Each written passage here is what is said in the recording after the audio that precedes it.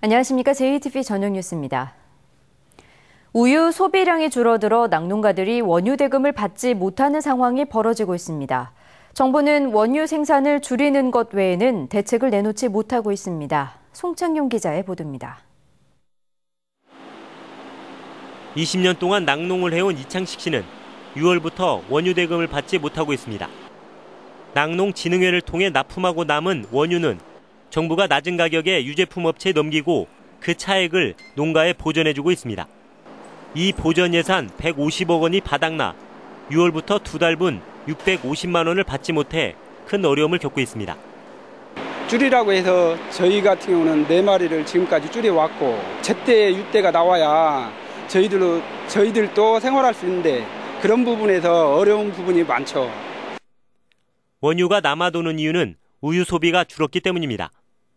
1인당 우유 소비량은 2012년 28.1kg에서 꾸준히 줄어 26.9kg으로 곤두박질 쳤습니다.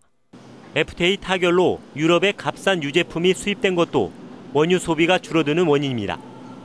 농림부가 두 달분 원유 대금을 지급한다고 해도 올 하반기와 내년에는 대책이 없습니다. 예산을 받아서 그 유대를 정산한다고 해도 현재 시점에서 약 한 80억 정도가 부족하다고 하니 이것이 시간이 흐르면 흐를수록 부족액이 누적되는 그런 결과가 된다고 볼 수 있겠습니다. 낙농가들과 농협은 치즈 등을 단체 급식에 납품해 원유 소비를 늘리는데 정부가 나서줄 것을 요구하고 있습니다. 농림부는 낙농가들이 원유 생산을 줄이는 것 외에는 현재로서는 뚜렷한 대책이 없다는 입장이어서 최악의 경우 원유 폐기 사태가 우려되고 있습니다. JTBC 뉴스 홍창용입니다. 사립대학의 창업보육센터들이 존폐 위기에 놓였습니다. 정부가 창업보육센터를 대학의 수익 사업으로 보면서 갑자기 세금을 물리겠다고 나섰기 때문인데요. 일부 대학에서는 창업보육센터를 반납할 움직임을 보이고 있습니다. 조창현 기자입니다. 3년 전 대학 창업보육센터에 입주한 에너지 기업입니다.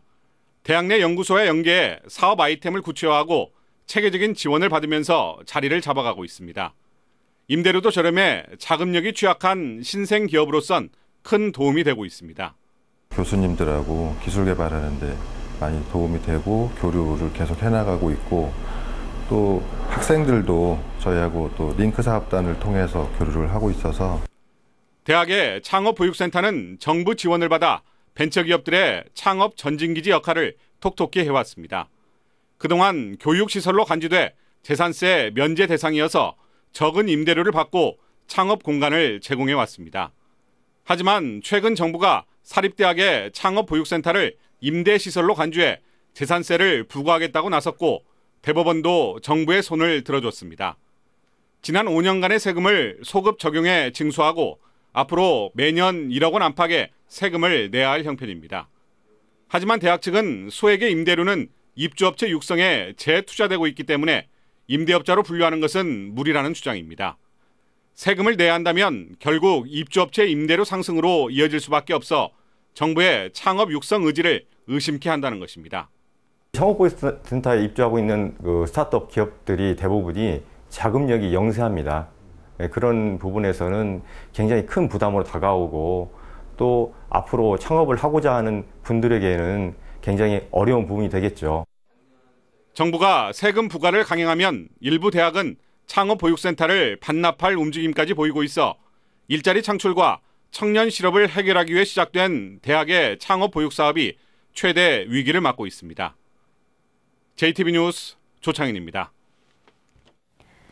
정부가 1년 전 소형 화물차를 개조해 음식 장사를 하는 이른바 푸드트럭에 합법화기를 열어놨습니다.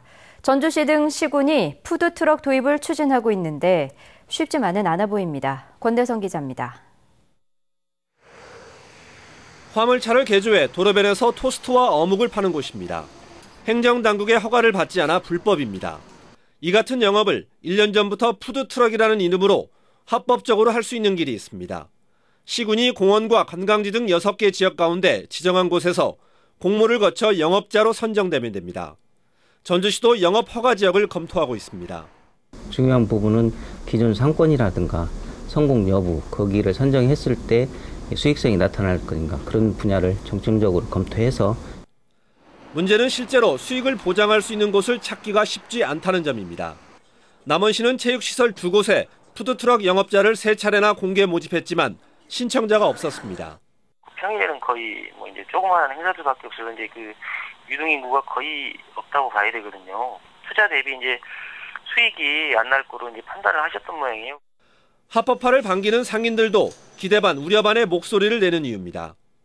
사람들이 어느 정도 이렇게 많이 있어야만이 장사가 되는 거잖아요. 사실은 신청을 이렇게 하게 된다고 하면 좀 그거는 생각을 좀 해봐야 될 것 같아요. 전국에서 합법적으로 운영되고 있는 푸드트럭은 27대에 그치고 있습니다. JTB 뉴스 권대성입니다.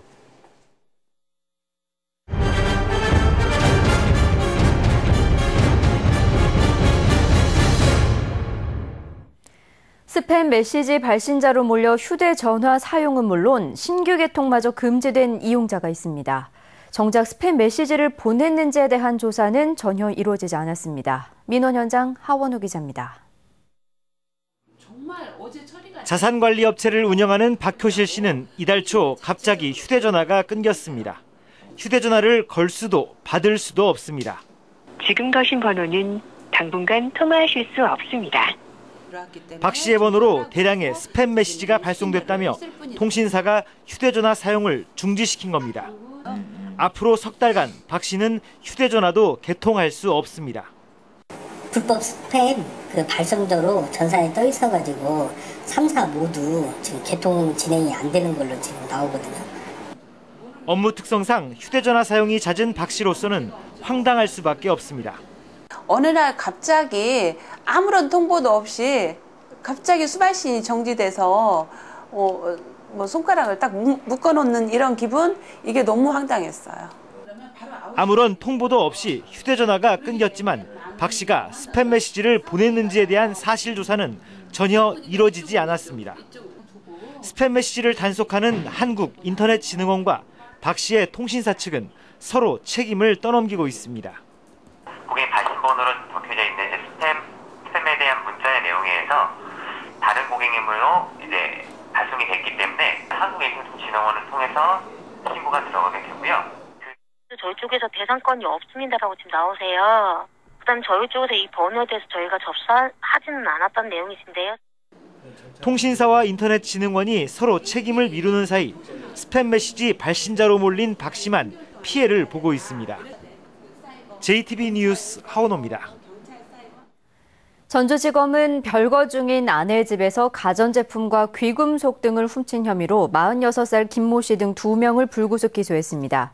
김 씨는 지난 3월 지인 이모 씨와 함께 별거 중인 아내 박모 씨의 집에 들어가 세탁기와 에어컨 등 가전제품 11점과 가구, 의류 등 1,100만 원 상당의 금품을 훔친 혐의를 받고 있습니다. 날씨입니다. 전북은 오늘 구름 많은 날씨가 이어졌습니다. 내일은 흐리고 밤부터 비가 내리기 시작해 토요일 오전까지 이어지겠습니다. 내일 하루 예상 강수량은 5에서 20mm로 돌풍이 불고 천둥과 번개가 치는 곳도 있겠습니다. 비가 오면서 기온도 떨어져 내일 아침 최저 기온은 20도에서 23도, 낮 최고 기온은 24도에서 28도의 분포로 오늘보다 2, 3도가량 낮겠습니다. 바다 물결은 0.5에서 1.5m로 일겠고 내일부터 서해안에는 너울성 파도가 방파제를 넘는 곳도 있어 해안가 주민들의 주의가 필요합니다. JTB 저녁 뉴스를 마칩니다. 함께해 주신 여러분 고맙습니다.